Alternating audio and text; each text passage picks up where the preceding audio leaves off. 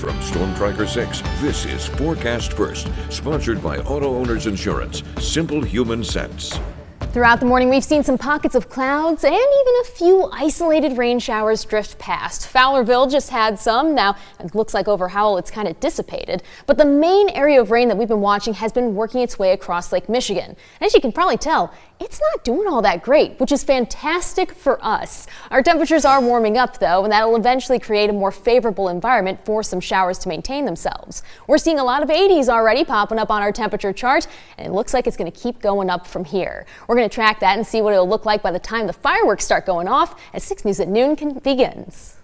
WMMS is here for you, celebrating 75 years of bringing you the news with 6 News at Noon.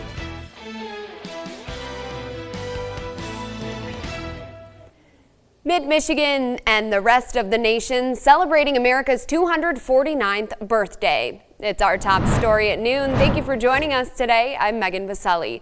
It's the 4th of July and cities and towns around the country are finding plenty of ways to celebrate.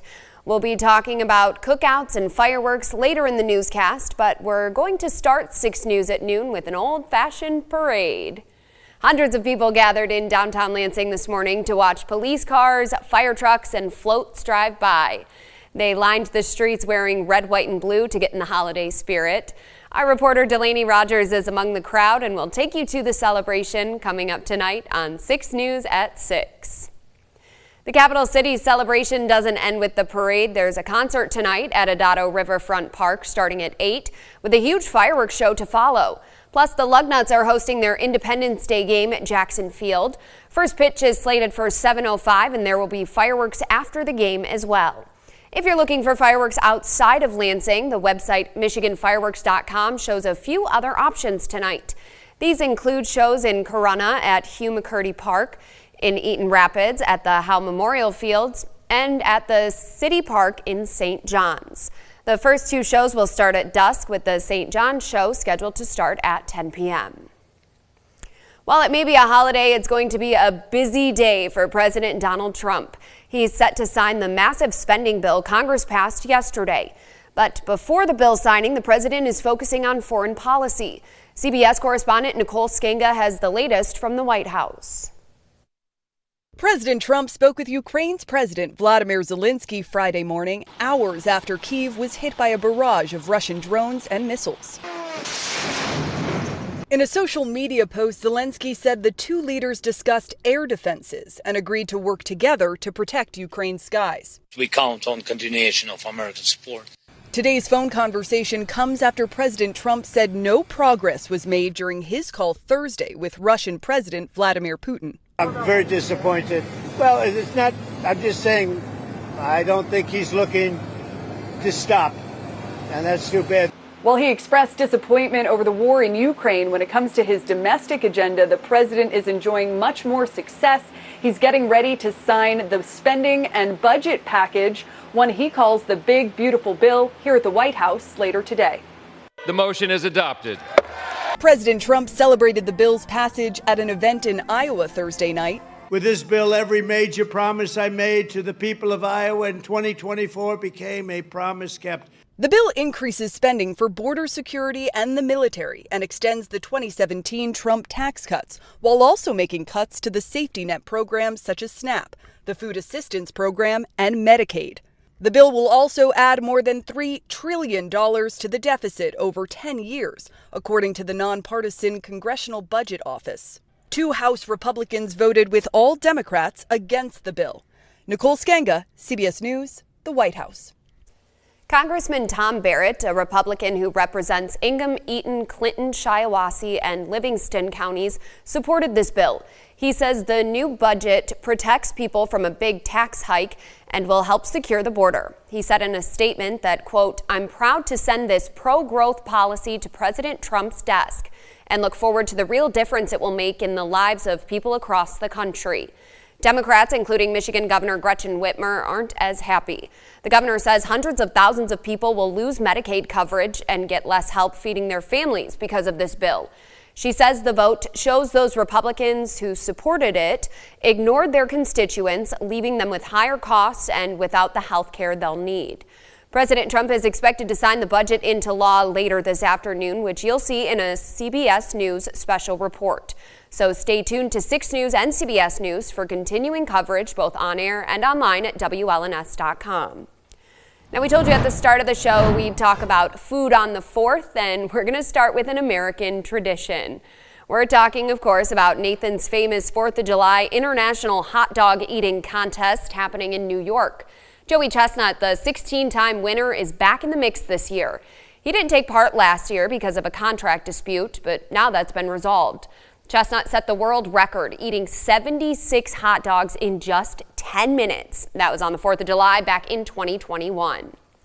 Backyard barbecues are a 4th of July tradition for many Americans, but this year they could come with a bigger price tag.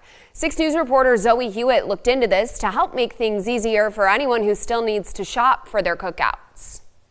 The American Farm Bureau Federation conducted a survey to assess how much the average barbecue costs. Their findings show that the prices this year are the second highest since they began their surveying in 2013. It's not always obvious where the increases are coming from either. Lauren Kuhlman, the lead economist at Michigan Farm Bureau, notes that farmers only get about 16 cents of every food dollar that's spent. When we see food prices go down, it's probably because the farmer is taking less. But when they increase, sometimes it can be either a mix of some production issues, right, where maybe there's some weather issue or something, or a trade issue, something like that. But oftentimes it's just that the farmer is producing a lot of it. There's a big supply. This year's food survey shows that the cost of beef, for example, is up by about 4.4% since last year. Every percentage can make a difference, so I wanted to check out the prices for some basics in our area. I priced the staples for a holiday barbecue using the same products at local stores, trying to stay as close as possible to similarly sized packaging across the board. My online shopping included 2 pounds of ground beef, hamburger buns, chips, lemonade, and ice cream at Kroger, Meijer, and Aldi. You can see the costs for the products at Kroger for these foods at a total of approximately $23.66.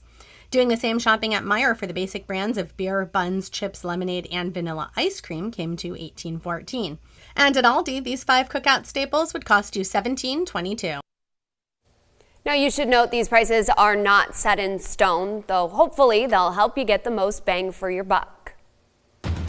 From Storm Tracker 6, this is Weather First, sponsored by Auto Owners Insurance. Simple human sense. Taking a look at that 6th day, it's teasing you with those cooler temperatures. We're already where our high temperatures will be next week. Our quad cam showing you those 80s back in mid-Michigan along with some clouds. Now, those clouds had been with a few rain showers that advanced ahead of this line. I've been watching it since it was in Wisconsin, and you can see Lake Michigan is shielding us from the worst of it. It has completely fallen apart. Now, we will still have the chance for a few showers left over, but it doesn't nearly have that punch that it had when it went through Milwaukee. Now, zooming in a little bit closer to our area, you can see just a couple of sprinkles have popped up. One north of St. John's, one passing just north of Howell, and then there's that blob to our west. It looks like it's going to miss us for now.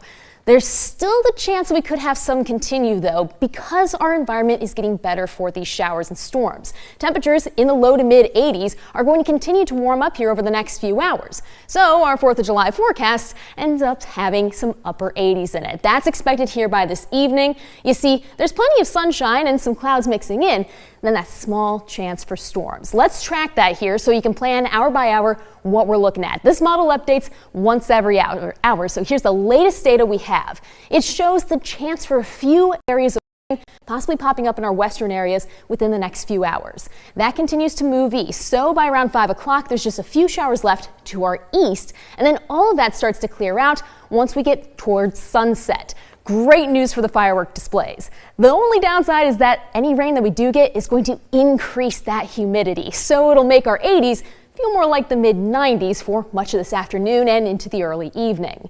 One other hazard to talk about. If you're spending time outside for the 4th of July, our UV index is a 10, so you could get a sunburn about 15 minutes or less. Something you don't want to have to with when you go to set off your fireworks tonight. Now, when the sun goes down, that UV index, not a big problem. Our temperatures will also cool down, seeing it step into the mid-70s there just before we get to midnight. And yes, it does look dry, so great news for those firework displays. Now, our 6-day forecast has more chances for rain moving towards us as we get into the weekend. It's going to be at a price, though, because in order to get the moisture back in for those showers and storms, we have to have that warm up go along with it. On the 6th day, you'll see that our temperatures are going to continue to warm up. We're going to go from temperatures that look like the 80s and 70s tonight into the 90s for highs tomorrow. Now, tomorrow's temperatures are going to end up being the hottest of the weekend. You see here, Sunday, 87 degrees, a little bit cooler, and that's with that chance for some storms. They'll be scattered around the area, so we'll have the best chance for rain in a widespread region